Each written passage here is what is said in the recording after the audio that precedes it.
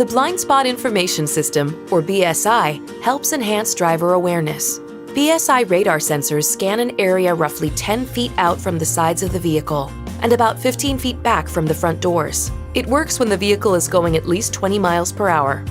When another vehicle is detected, a warning light will illuminate near the outside mirror on the side affected.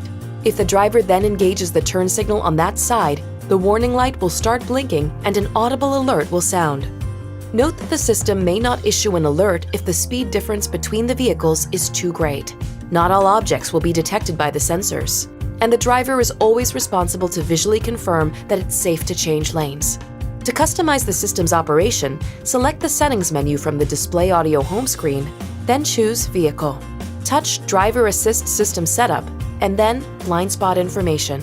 You can then choose Audible and Visual Alert, or Visual Alert only. And you can choose Off to disable the feature.